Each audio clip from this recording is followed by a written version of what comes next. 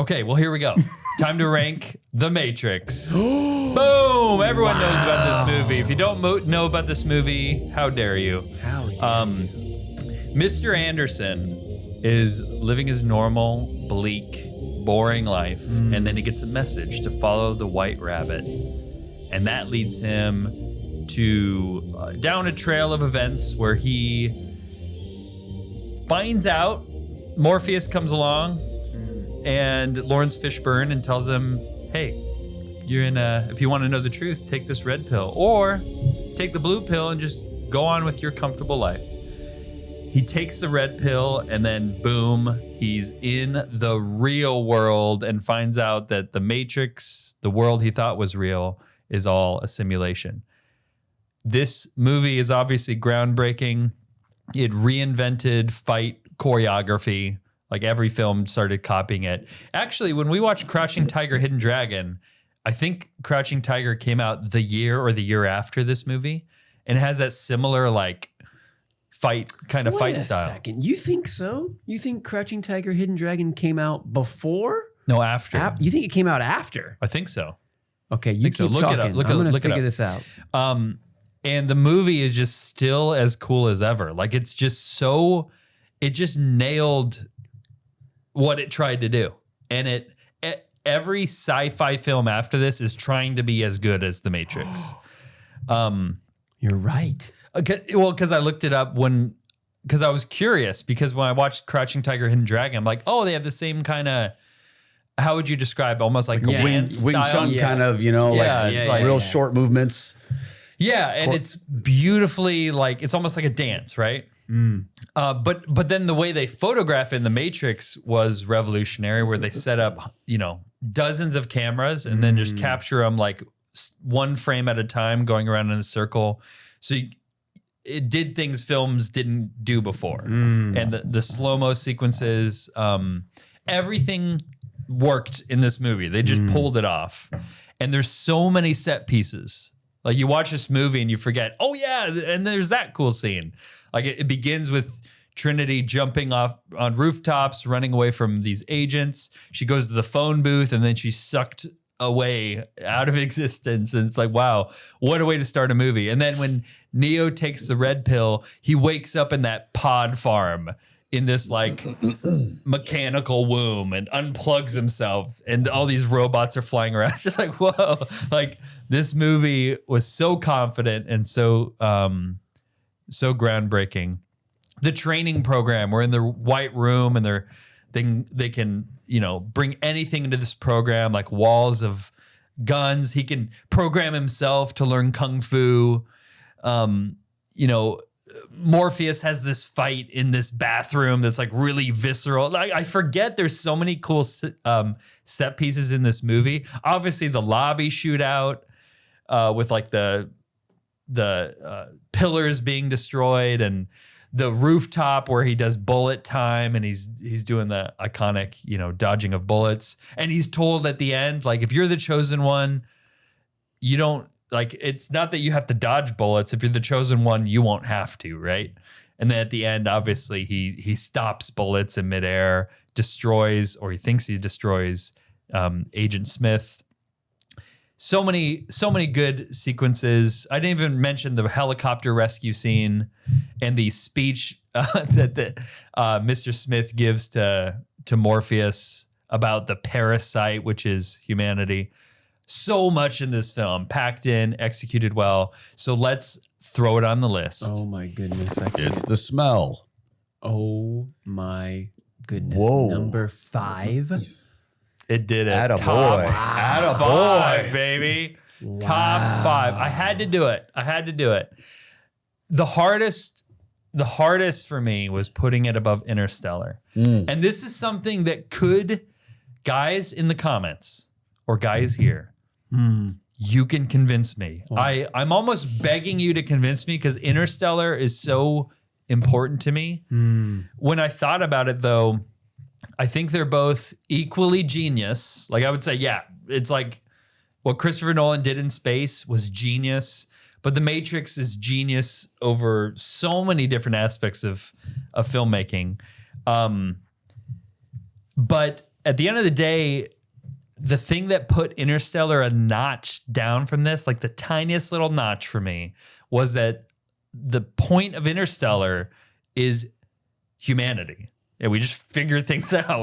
We're so scientific and we're good at science. So that's we're gonna solve our problems. The Matrix has this mystique about it because it's like there's the real and then there's the artificial, and there's a chosen one, and he's a savior, and he has a resurrection scene. And so it rises a tick above Interstellar because, I mean, if Christopher Nolan, if at the end of Interstellar, you guys remember they had the wormhole that they just found. It's like, where did this come from? And they're passing through the wormhole and they see this figure reaching out to them. And they're like, oh my gosh, the others, they're trying to communicate. If he went the extra mile and just left it at, he didn't have to answer his own questions, just like, there's some other being out there or some other species we don't know about. Could be angels. Like, it made me think of angels in different dimensions, but he had to answer his own questions. Like, well, we just scienced it out. And that was so frustrating to me as an ending. I think Interstellar, besides the ending, is probably a better film, but man, I just had to put The Matrix a notch above Interstellar. Could not put it above Bicycle Thieves because of everything good I've said about Bicycle Thieves. Because goodness is greater than coolness at the end of the day. So true. Are you worried about your financial future? Did you know nearly half of Americans who retire at age 65 are projected to run out of money during retirement? And what about long-term care? It's real and costly. Nearly 70% of people will need long-term care, with nursing home costs averaging over $110,000 a year. Don't have a plan? Now you don't need to worry, because there's Advocate Financial. Advocate Financial will help you secure your financial future. They have strategies to double your account value for long-term care protection. Imagine getting an extra $900 a month from Social Security. Imagine a retirement income that's guaranteed to last a lifetime. This isn't wishful thinking. These are real strategies that work for you. Advocate Financial is Catholic, family-owned and operated, and helps you take control of your financial future. Whether you want to lower your tax bill on a big payday or get strategies to give you strong stock market returns with zero risk, go to CatholicFinancialGuide.com. Don't leave your future to chance. Talk with an expert today. That's CatholicFinancialGuide.com. Terms and restrictions apply. CatholicFinancialGuide.com. I'm glad that you put The Matrix ahead of Interstellar, because I'm still ticked at Christopher Nolan about Oppenheimer. Oh, but Oppenheimer's not up here. I know. I'm just saying. You're dunking on Interstellar because of Oppenheimer. Yeah, I totally am. It's Christopher Nolan, and I have a grudge. I have a grudge, and he's bearing the weight of that grudge. So here's my gut reaction is, yeah, that's top five. That's top five. I think it's better than... It's above The Stranger. Like, The Stranger was so... That's true. So good. Up is really, really good. Like, The Stranger was amazing, still is amazing, but you make great points about The Matrix. It did things in film that changed film. The Stranger was just a darn good, just a great movie, right? But, then it's over. But The Matrix has that holy moly type of thing, which is why I wore this shirt, because of The Matrix. You're getting so much mileage out of that shirt, man. It was like $4 in Ecuador or whatever it was. Keith, where would you put The Matrix? Well, would you move it up or down?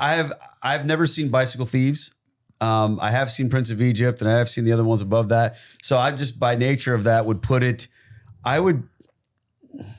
I'd put it above Prince of Egypt even. Whoa! And I love the Prince of Egypt. But you'd put it number 3? I would. Well, this was in my top 4. That's so, true. So That's true. it only makes sense that I would That have tracks. it in the top 4 of my movies, you know. And Prince of Egypt was not in my top 4. It could have been. It was. I mean, I love that movie. Don't get me wrong. I love Interstellar too, but you know, I watched that, and I know we're not talking about that as much, but I watched it when it first came out, and then I watched it on a plane recently, and I remember watching it on the plane, thinking I liked it a lot better watching it again. Yeah, because to me it was, I don't know, I kind of got bored with it, but. And I understand everything. I can rewatch that movie. You're saying rewatching it was good. The Matrix is a movie though that just, I mean, like you said it perfectly. They do everything they're trying to do. It was groundbreaking in every way. There's so many amazing aspects of that movie that to me it's so powerful. So I would, you know, not having seen, I am going to go see Bicycle Thieves because you guys are raving about it. And The Stranger. You got. I don't even know what that is. I haven't even heard of that. Orson Welles. Oh, it's an old movie. Okay. Fat Cardinal. So good. Yeah. Okay, so I'll probably like that too. Pre-fat cardinal. It's pre-fat It's Cardinal. before he was a cardinal, before he was fat. So I'm with you. I'm happy that it's in your top 5. So yeah, I mean, Wow. amazing movie. I mean, I just, you know, the 2 that came after it were subpar, but especially the third one. But would you consider putting The Prince of Egypt in your top 4 and killing one of your top 4? no, not a chance. Okay. Not a chance. It's not a top 4 for you. It's not a top 4 for me. There were some other movies that didn't make my list that almost made top 4 that I haven't talked to you guys okay. about. Why would tell me this? Okay. Prince of Egypt is thoroughly so. It's so religious, right? So we Yeah. were talking about holy movies in a previous Yeah, episode. yeah. It's like, it's a Bible movie, absolutely, right? yeah. And they accomplish it so well. Like it's just it brings the story to life and it burns with the glory of God. It just like glorifies God. Yeah. And the kids love it. Yeah. And Absolutely. Great. most of the music's great. Hans Zimmer, I think, has a part in that in the score. So anyways. Most of the music, all the music is great. That is an amazing soundtrack. We'll play that soundtrack. My wife and I played it on a road trip a couple of years ago, just driving home. We listened to that and we were like, man, this is amazing. Yeah. So you're asking why it's not in my top 4 or Yeah, why would you consider The Matrix better than the Prince of Egypt? I think it has to do with it's at a disadvantage because it's animated for me. I'm not a huge animated guy. I don't really like all that. I would describe you as animated.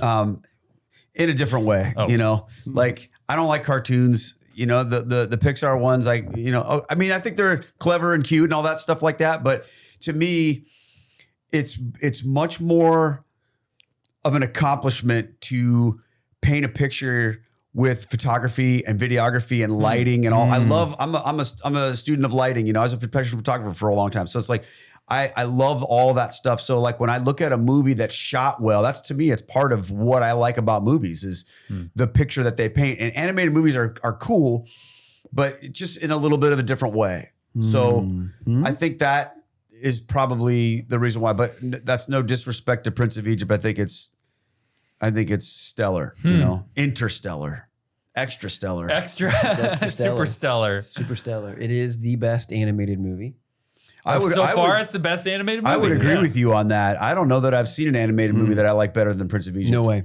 No way. Absolutely not. We haven't ranked all the Pixar movies yet. So I might, there is a Pixar movie I might want to put above Prince of Egypt. I love Cars though. Like Cars could have been on my list too. And that's an Really? animated movie. I love Cars. I will throw down with you if you put an animated movie above Prince of Egypt. I'm just going to tell you that right now.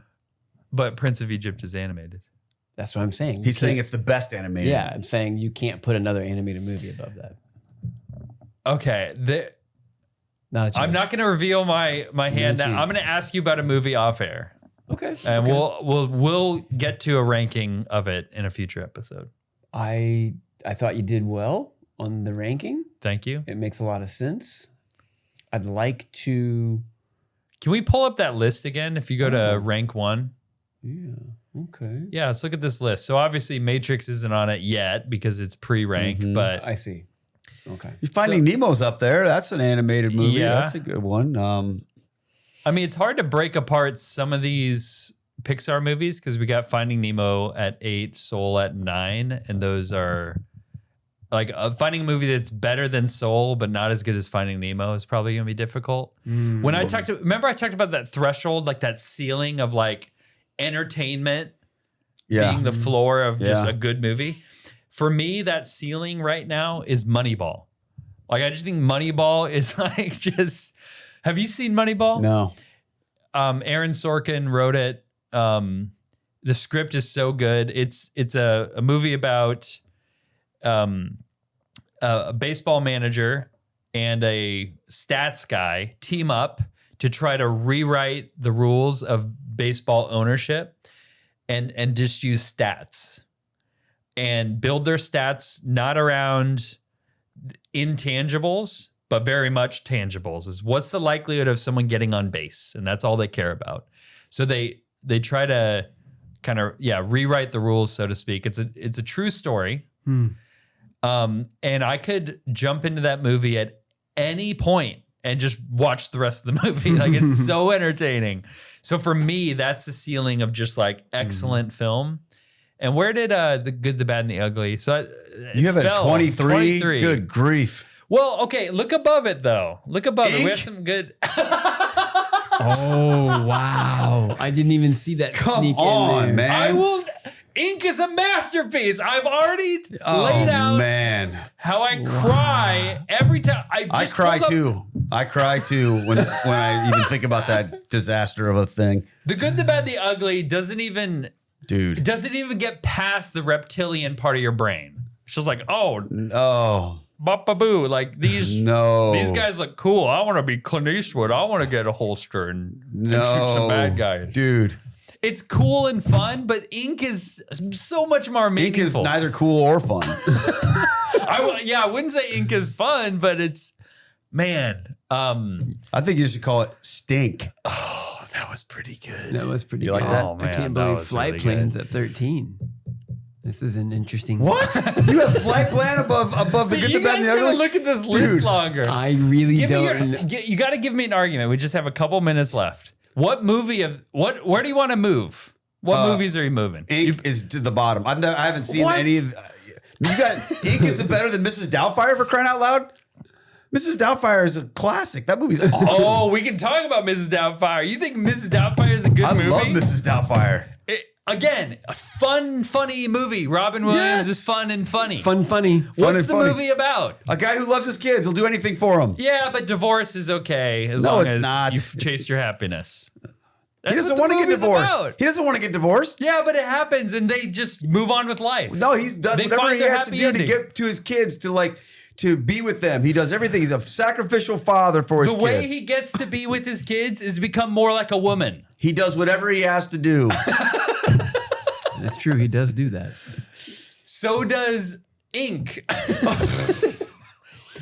Listen. Keith is going to lose I'm going to lose my mind if you make me talk about Ink Mrs. anymore. Doubtfire is a bad movie, and it breaks my heart to say it. Mrs. Doubtfire is amazing. It's fun and funny, but it's a bad movie. It's oh my so bad. goodness gracious. Tony, have you rewatched Mrs. Doubtfire? I haven't watched it in It's probably hilarious. Have you rewatched it in the past 2 years? In the past 2 years, no, but I've probably seen it 100 times. Oh my gosh. It just... I think Cameron, your point is valid. It's a fun, funny movie. Robin Williams is Robin Williams. Yes. And he dresses up as an old. He does whatever very he has rewatchable. to do. It is rewatchable, but at the end of the day, you can't. Is the film a tragedy? Ultimate, because he doesn't get what he wants. At the end, he does. He gets to be with his kids at the end. Yeah, through the mechanism of divorce, and as if it's saying, Which he did not want. Which he did not want. But he accepted at the end. He had no choice. So what did he do? He chose to humiliate himself in order to be with his kids. He didn't want to be dressed up like a woman. He had to do whatever he had to do to be with his kids. point And of this the is film- a guy, this is a father's love, not some idiot running through Never Never Land with a big nose. No, that was Hook. Oh, yeah. Oh, wow. The point of this movie is the synthesis of the Tony's movie. like, what is happening? It's No, like, it's okay, okay. he tried to do it as Mrs. Doubtfire, right? Yes. Didn't work. So what's the synthesis? What's the solution? Divorce is a good. It's the only solution that could happen. No, the divorce came first. That's why he was Mrs. Doubtfire. Yeah, so it set up the antithesis to the answer. It was like, okay, if divorce is a solution, I need to be Mrs. Doubtfire. But the answer is, okay, I accept the divorce and I'm going to be half a dad. I'm going to be kind of involved with the kid's life. It painted a picture because the wife, his wife, if you look at it from her perspective, she got what she wanted. She chased her happiness. She chased Pierce Brosnan, got what she wanted, and it was divorce and remarriage. It implies, they get together. So bad movie. Okay. This is the great thing about Movie Crusade. Wow. Is that we defend good movies. It breaks my heart, but it's a bad movie. I can't wait to watch movies. Bicycle Thieves and tell you guys it stunk. No. In Italian. Oh, wow. No, I'm kidding. I'm kidding. good, Chief. I think it's great. I think I like all your points. I mean, you're helping me to think of movies in a way I haven't, which, maybe that means I can't ever enjoy it ever again. Thanks. Well, I'm just going to tear my eyeballs out because I can't watch movies anymore. And that's why we wear this shirt, folks, because we want to karate chop the bad movies and defend the good ones. If you liked that clip, which I'm sure you did, then check out our other clips. And don't forget to go into the comments section and hype this bad boy. Don't make me get Fat Cardinal. Hype it now.